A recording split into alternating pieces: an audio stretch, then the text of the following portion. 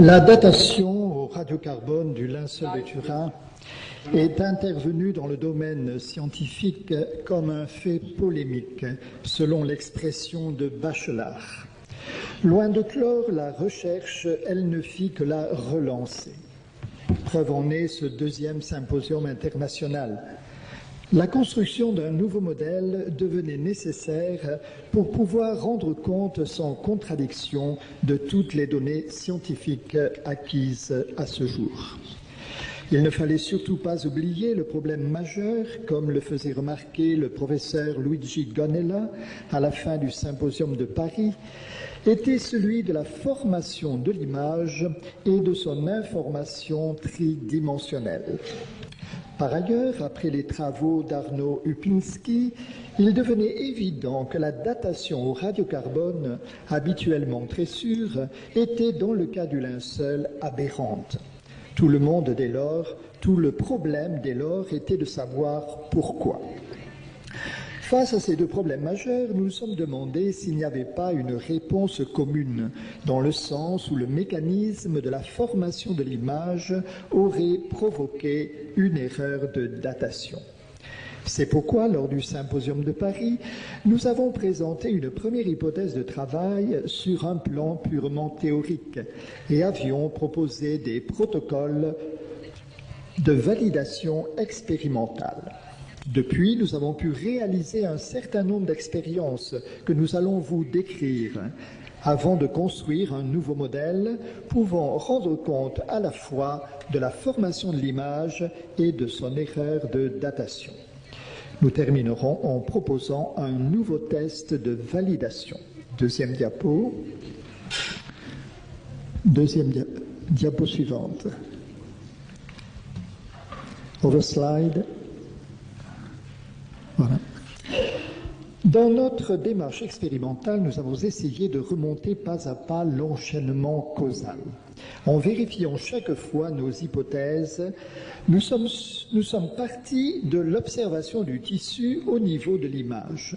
De nombreux travaux ont montré que l'image du linceul ne correspond nullement à un dessin ou à une peinture, mais résulte d'une oxydation acide et déshydratante de la cellulose du lin sous une épaisseur de 30 à 40 microns, 2 à 3 fibrilles. Sa superficialité exclut donc toute imprégnation liquidienne. Elle est tridimensionnelle et correspond à un négatif photographique.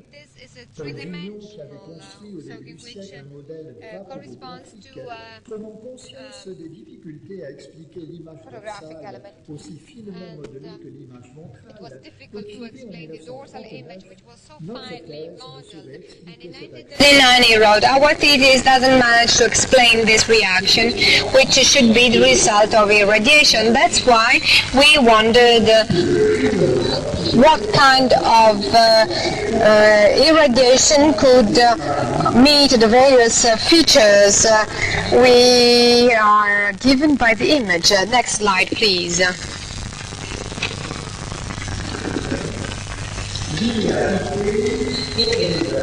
Linearity, focusing along the vertical axis, weak penetration in the material, and therefore weak path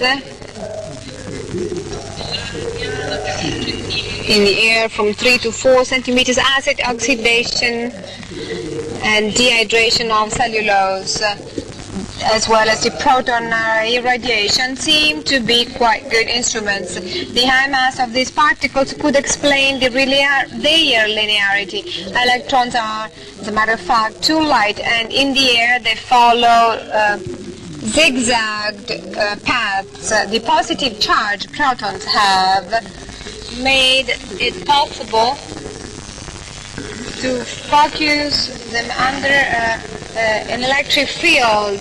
Through that charges, it was possible to give account of the acid oxidation phenomenon through the capturing electrons and creation of double bonds responsible for dyeing, for coloring. We could also realize the reason why the penetration was so weak in a material, since these particles are affected by attenuations on short paths in the air, very few centimeters. The reconstruction carried out by Gatinoy showed that this paths were no more than 4 centimeters. For this kind of path, alpha particles need to have an energy of 5.4 MeV, while protons require 1.4 MeV of energy. That's why, because of the principle of energy economy, we opted for the proton hypothesis. This was studied or focused through an electric field coming from the outside, something which I will explain later. Here we mention the irradiation technique features I'm going to mention later. And then we could also take into account the three-dimensional information. The protons emitted by the surface of the body can cover 4 centimeters on the basis of their energy, so 1.4 MeV. And it's what you see on the left-hand side.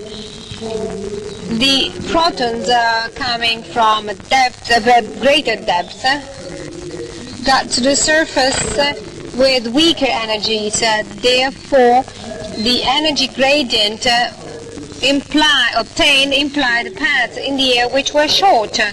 So according to the difference between the body and the cloth, the quantity of protons hitting the cloth is changed according to the distance. Hence the three-dimensional information which allowed us to rebuild the relief. So in the first moment we needed to experimentally check whether the irradiation of protons with 1.4 MeV could be susceptible to give a superficial coloring which could be compared to the one of the Shroud in Turin at level of the image.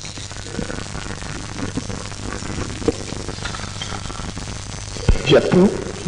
Non, suivante, voilà. Pour obtenir les protons.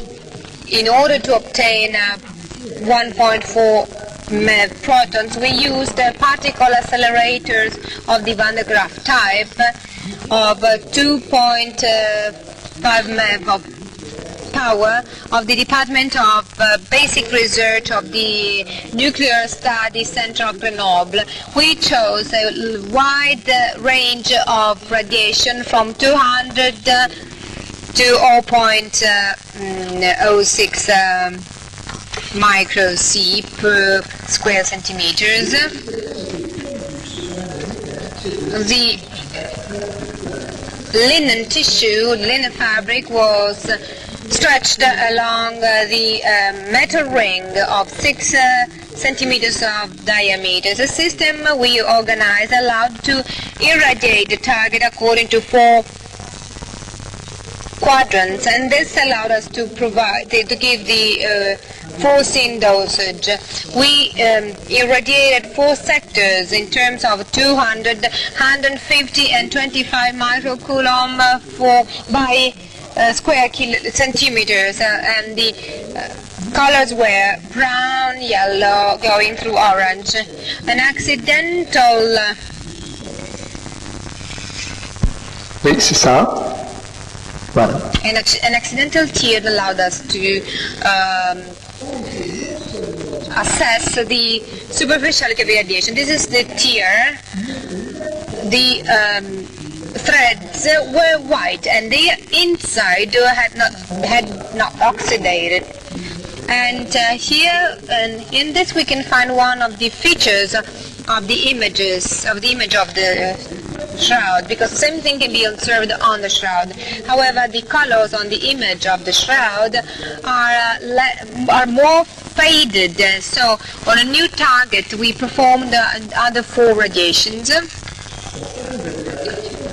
So 4 new radiations of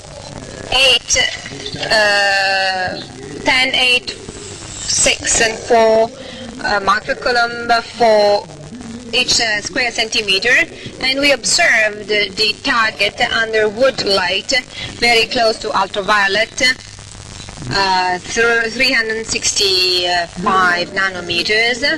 and the contrast was quite much better. 4 sectors which were distinguishable much better, and once more we achieved another feature of the image of the shrouds discovered by Miller and Pellicori when they applied fluorescence. However, our observations were made on a new cloth, on new fabric, while the Shroud of Turin dates back to some centuries ago. So in order to get optimal conditions, we tried to artificially age our target, so to obtain the same background color of the shroud. And we therefore used a technique described by Jackson, which means putting the samples in an oven at 150 degrees after a certain number of hours, that is after 10 hours, we obtained a background color which is the one on the shroud. After aging, this is what we got. This is the target. We've seen before the colors obtained on the new fabric, on the new cloth, were considerably strengthened, though they were more intense than the image on the shroud. So it was necessary to reduce intensity again, and we did it using another target. Please, could you go back to one slide? The previous one. Avant, ante, des petits problèmes.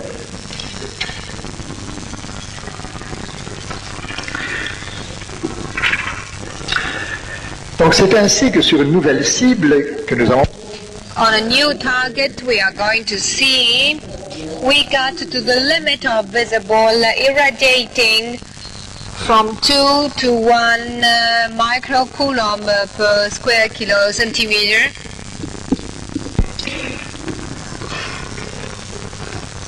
Comme vous allez le voir sur cette nouvelle cible, sur le type. And now you will see the new target on a new fabric. We get up really to the limit of visible. You will be just able to get to see the upper side with the 2 microcoulomb radiation.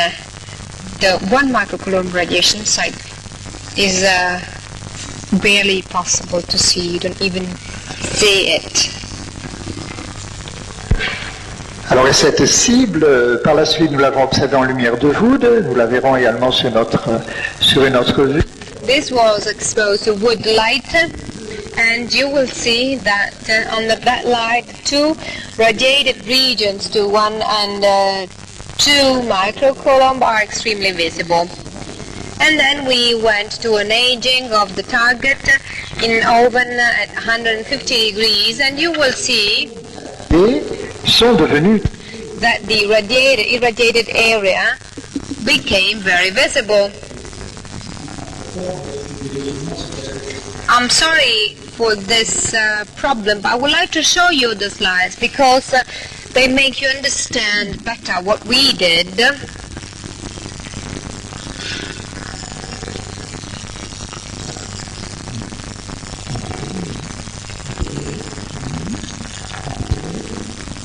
Ancora più avanti, ancora più avanti. Another one. Just another one. After this one.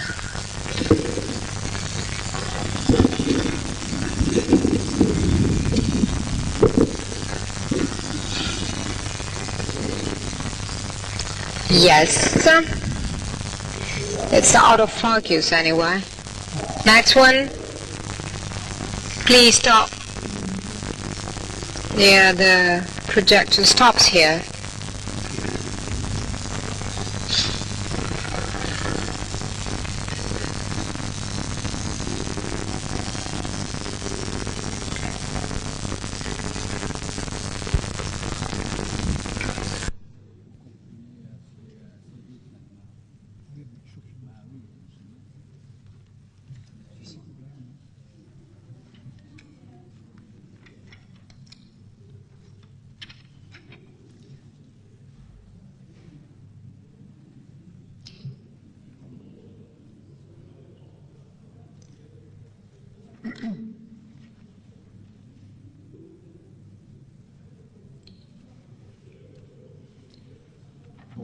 je continue oralement, donc en vous disant que nous avons donc été obligés de descendre de nouveau en intensité.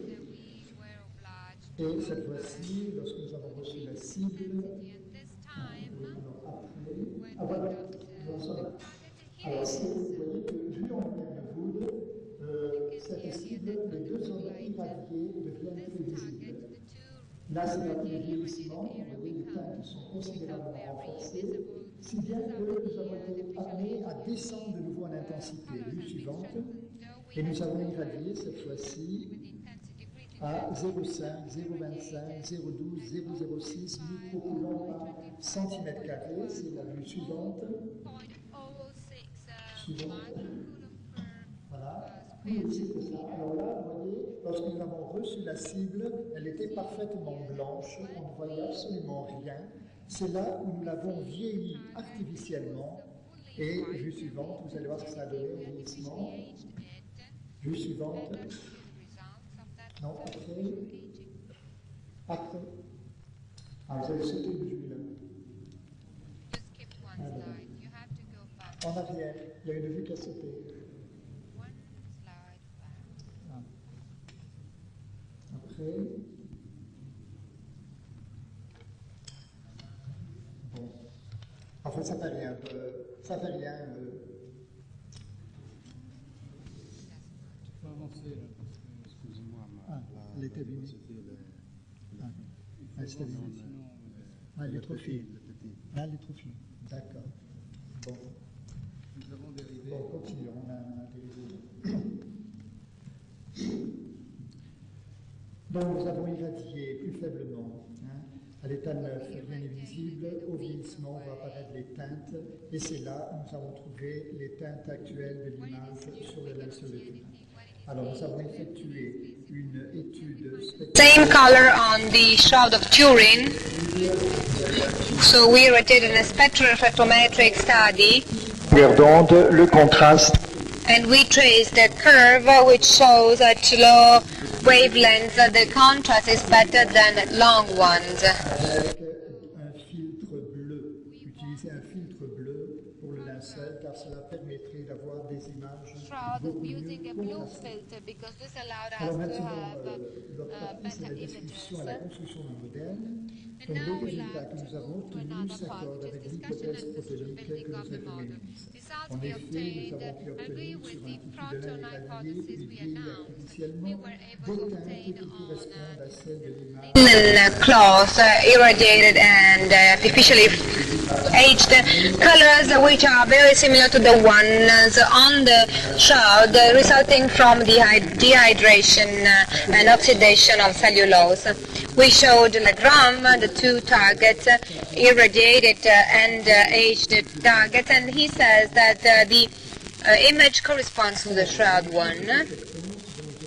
Moreover, the reflectance measurements indicated that it was interesting to photograph the image of the shroud through a blue filter. We realized that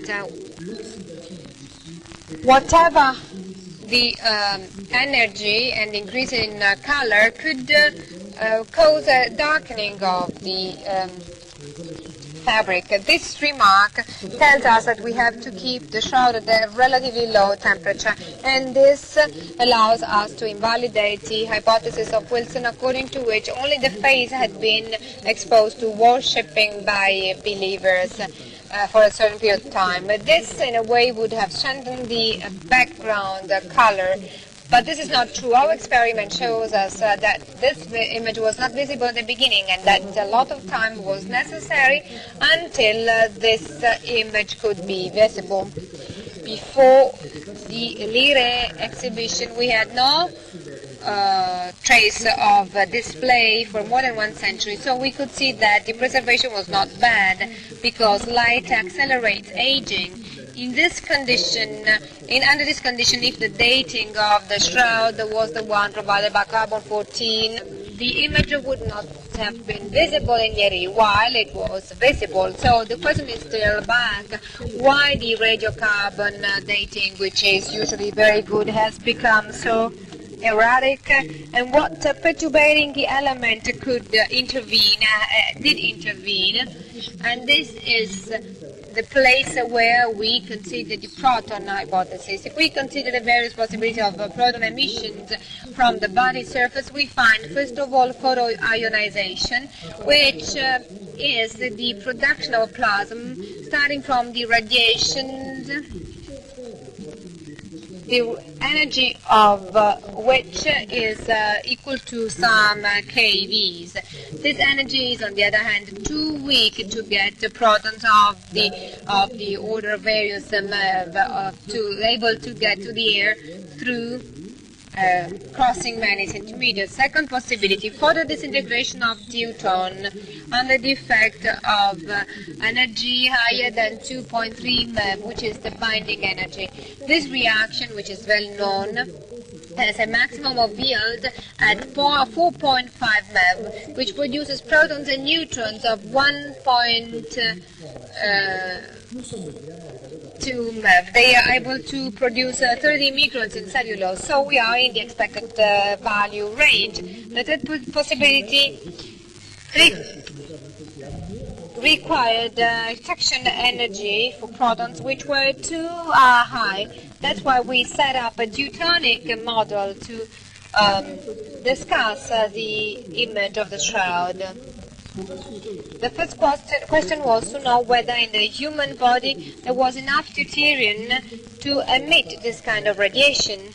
Our experience indicates a flow of 1.6 10 to the 12 per square centimeter. You have to remember that the human body contains 10% of hydrogen, and that hydrogen contains 1.5 10 to the minus 4 of deuterium. There are 2.8 10 to the 16th nuclei of deuterium, which is a quantity sufficient to guarantee the amount of radiation we mentioned before. As to neutrons, we have to know that on the basis of their lack of charge, they can cross every structure and thickness, body thickness. So for every square centimeter, and after 30 square centimeters, we can have 10,000 a number of neutrons, which is 10,000 times higher. Despite the fact that neutrons are rapid and quick neutrons, they can thermalize because of multiple shocks against the nuclei of the body, but also against the rocky mountains, the rocky walls of the grave. In this condition, le professeur Lindner, qui s'est intéressé à la question, the fabric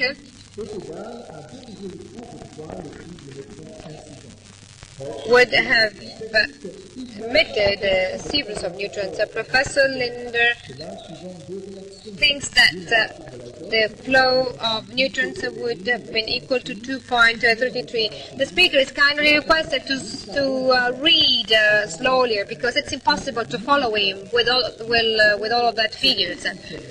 So the yield of first reaction is 1,000 times higher than the second one, and this element could play an important role. However, in the radiation of energy, it captures carbon-14 in the molecule, and it is here that we should not forget the environment very rich in carbon which surrounds the place of reaction. Despite part of this carbon-14 will be integrated in the molecule because of isotopic exchange.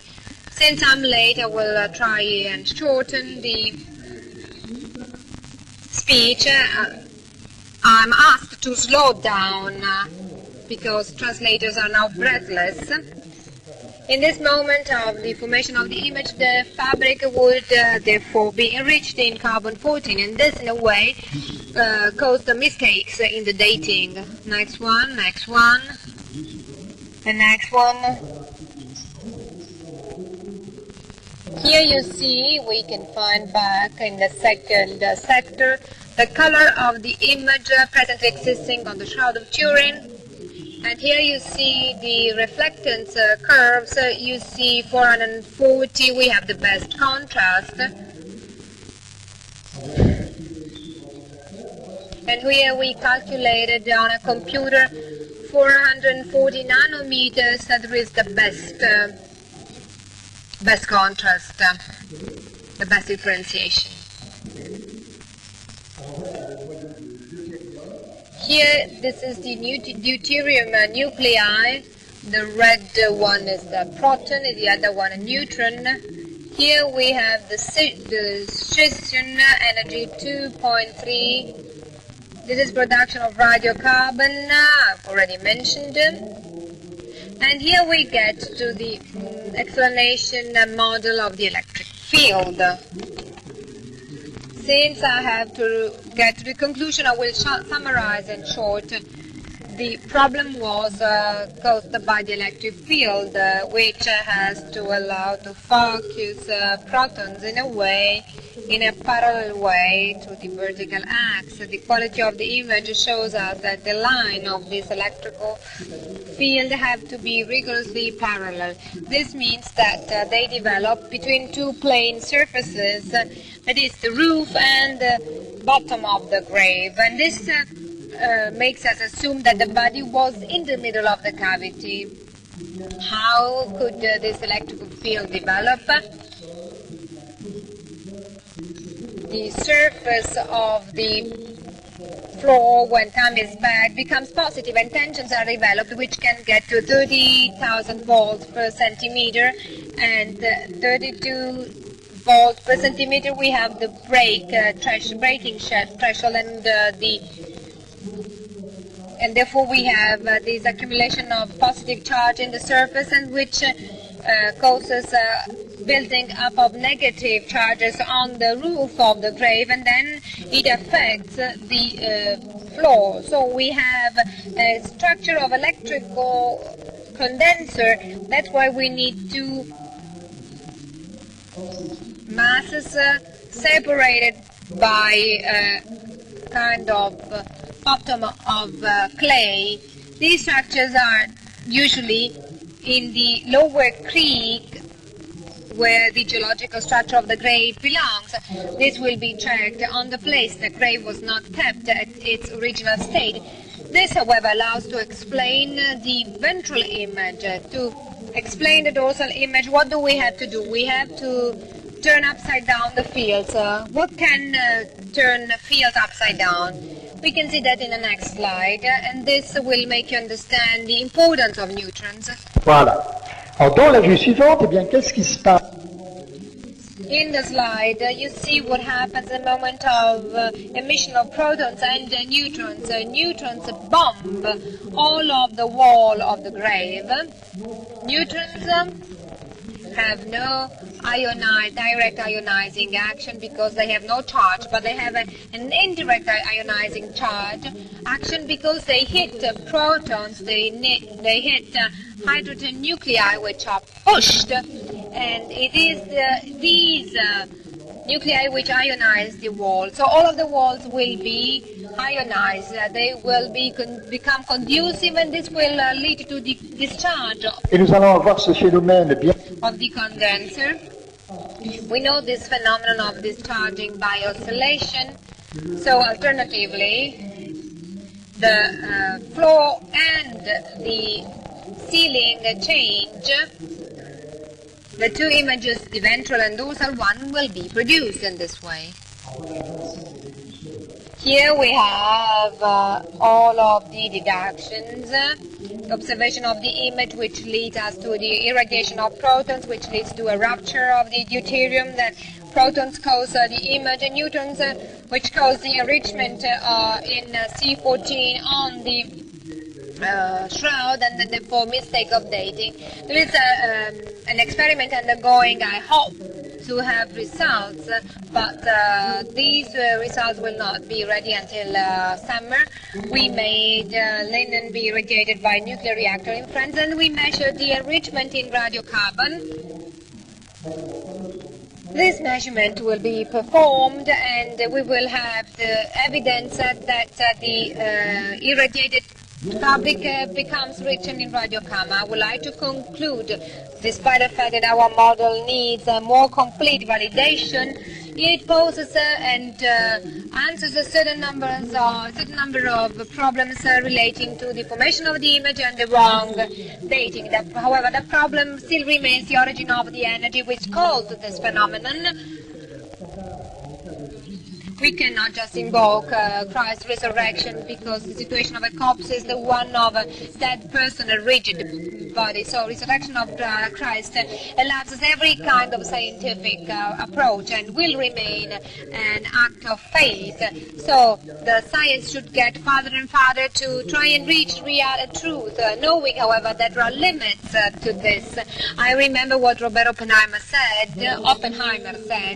Our science can open us 10, 100, 1,000 doors, but it will remain always behind a closed door. It is the one which God wants to keep closed.